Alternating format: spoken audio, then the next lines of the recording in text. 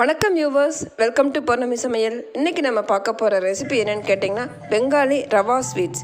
இந்த ஸ்வீட் இது வரைக்கும் ஸ்வீட் சாப்பிடாதவங்க கூட இந்த ஸ்வீட் சாப்பிட்டதுக்கப்புறம் ஸ்வீட் வேணும்னு சொல்லுவாங்க. ஸோ அந்தளவுக்கு ரொம்பவுமே சூப்பராக இருக்குங்க இந்த ஸ்வீட்டு. ஸோ இது எப்படி செய்யலான்னு பார்க்குறக்காக வாங்க வீடியோக்குள்ளே போகலாம். அதுக்கு முன்னாடி வீடியோவை ஸ்கிப் பண்ணாமல் பாருங்கள்.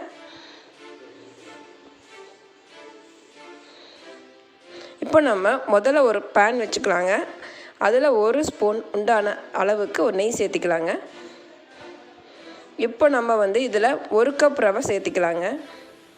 அந்த ரவை நான் ஏற்கனவே வறுத்து வச்சுருக்குறேங்க. இப்போ நம்ம அந்த ரவையை நெய்யில் நல்லா வறுத்து எடுத்துக்கலாங்க. ஆனால் உங்களுக்கு ஃப்ளேம் உங்களுக்கு பார்த்திங்கன்னா கொஞ்சம் சிம்மில் தான் வச்சுருக்கணும், இல்லாட்டி ரவை கருகிருங்க. ஸோ நம்ம கலர் மாறாமல் வறுத்து எடுக்கணும். இதோட பக்குவம் மணம் வரணுங்க. அந்த ரவை வறுக்கும்போது இவ்வாறு மணம் வந்துருச்சு. இப்போ நம்ம 1 கப் ரவைக்கு நம்ம 2 கப் உண்டான அளவு பால் நான் சூடாக கொதிக்க காய்ச்சி எடுத்து சேர்த்திருக்கேங்க. கொஞ்சம் விட்டு விட்டு சேர்த்திருக்கேன். இப்போ நம்ம பால் உள்ளே ஊற்றின உடனேயே அந்த ரவை ரொம்ப அது இஞ்சிருங்க, இறுக்கமாயிரும் ரவை. அதே சமயத்தில் சட்டுன்னு வெந்துடும் உங்களுக்கு. ஸோ ரவை இறுக்கமாகிற வரைக்கும் நம்ம இதை நல்லா இப்படிலாம் கிளறி விட்டுக்கலாங்க.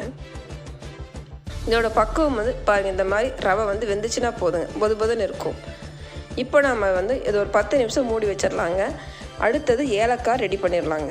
பாருங்கள், நான் ஒரு 10 ஏலக்காய் எடுத்திருக்கேன். இதை நான் நல்லா பொடியாக அரைக்கிறதுக்காக 2 டேபிள் ஸ்பூன் உண்டான அளவு சர்க்கரை சேர்த்திருக்கேங்க. அப்போ சர்க்கரை சேர்த்து அரைக்கும்போது இந்த மாதிரி நல்லா பவுடராக சூப்பராக அரைச்சி வந்துடும் நமக்கு. அடுத்ததாக நான் ஒரு 20 முந்திரி பருப்பு சேர்த்திருக்கேங்க. இதே மிக்ஸி ஜாரில் போட்டு நம்ம கொஞ்சம் கொரகொரப்பாக அரைச்சி எடுத்துக்கலாங்க. அடுத்ததாக நம்ம ஜீரோவுக்கு ரெடி பண்ணிடலாங்க. ஜீரோ எப்படின்னா வாங்க, 1 கப் ரவைக்கு 2 கப் உண்டான அளவு சர்க்கரை நம்ம சேர்த்திக்கலாங்க. அப்போ சர்க்கரைக்கு நம்ம 2 கப் சர்க்கரை சேர்த்துனோம்னா தண்ணியும் அதே அளவு 2 கப் உண்டான அளவு நம்ம சேர்த்திக்கலாங்க. இந்த ஜீரோ நல்லா இந்த மாதிரி நல்லா கலந்து விட்டுக்கலாங்க. அடுத்ததாக நம்ம ஏலக்காய் பவுட்ரு அரைச்சி வச்சோம் இல்லைங்களா, அந்த பவுட்ரு 1 டேபிள் ஸ்பூன் உண்டான அளவு ஜீரோவில் சேர்த்திக்கலாங்க. சேர்த்திட்டு நம்ம இதை நல்லா ஒரு கண்ணாடி பதம் வர மாதிரி நல்லா கலந்து விட்டுக்கலாங்க. பாருங்கள், இந்த மாதிரி இதோட பக்குவம் இந்த கம்பி பதமெல்லாம் வேண்டாங்க. கம்பி பதத்துக்கு முன்னாடி லைட்டாக பிசுன்னு இருக்கிற மாதிரி பாருங்கள், இது மாதிரி இருந்தாலே போதும் ஜீரோ. இந்த மாதிரி இதுக்கு டைமிங் ஒரு 5 நிமிஷம் போதுங்க, அவ்வளோதான். இப்போ 1 ஸ்பூன் லெமன் ஜூஸ் சேர்த்திக்கலாங்க. அடுத்ததாக 1 ஸ்பூன் ரோஸ் வாட்டர் சேர்த்திக்கலாங்க. லெமன் ஜூஸ் ஏன் சேர்த்துறோன்னா திரும்பவும் அந்த சுகர் இறுக்கமாகாமல் இருக்கிறதுக்காக நம்ம சேர்த்திக்கிறோம். இப்போ இது நல்லா கலந்து விட்டுருலாங்க, அவ்வளோதான். இப்போ இது 10 நிமிஷம் ஆச்சுங்க. இதை நம்ம வேறு ஒரு பவுலுக்கு ட்ரான்ஸ்ஃபர் பண்ணிடலாம். பண்ணிவிட்டு இப்போ நம்ம இது கூட ஒரு 1/4 டீஸ்பூன் உண்டான அளவு நீங்கள் பேக்கிங் சோடா சேர்த்திக்கோங்க. அடுத்ததாக நம்ம அரைச்சி வச்ச அந்த ஏலக்காய் பவுடர் 1 டேபிள் ஸ்பூன் சேர்த்திக்கோங்க. அடுத்ததாக இது ஒரு 1/4 கப் மெஷரிங் கப் எடுத்துக்கிங்கன்னா அதில் 1/4 கப் உண்டான அளவு பால் பவுடர் சேர்த்திக்கோங்க. இது எல்லா மளிகை கடையிலையும் கிடைக்குங்க. இந்த மாதிரி டைமில் உங்களுக்கு சப்போஸ் பால் பத்தலை, இறுக்கமாக ஆகலை அப்படின்னா பால் சேர்த்திக்கலாம். பாருங்கள், இந்த மாதிரி நீங்கள் உருண்டை பிடிச்சிக்கோங்க. இப்போ இதிலிருந்து ஒரு ஸ்டப்பிங் உள்ளே வைக்கணும் இல்லைங்களா, அதுக்காக நம்ம கொஞ்சம் எடுத்துக்கலாங்க. இப்போ இதுக்கு நம்ம ஸ்டப்பிங் ரெடி பண்ணிக்கலாங்க. இப்போ இதில் நம்ம ஏற்கனவே கொரகொரப்பாக அரைச்சி வச்ச அந்த முந்திரி பருப்பு பவுடர் இருக்கு இல்லைங்களா, அதை இதோட சேர்த்திக்கலாம். அடுத்ததாக ஃபுட் கலர் ஒரு 2 டேபிள் ஸ்பூன் பால் எடுத்து வச்சுருக்குறேங்க. அதில் நான் மிக்ஸ் பண்ணிவிட்டு இதோட கலந்துக்கிறேன். கலந்து நம்ம நல்லா மிக்ஸ் பண்ணி எடுத்துக்கலாங்க. நீங்கள் டைரெக்டாக கூட சேர்த்திக்கலாங்க. இப்போ நம்ம இதை உருண்டை பிடிச்சி வச்சுக்கலாம்.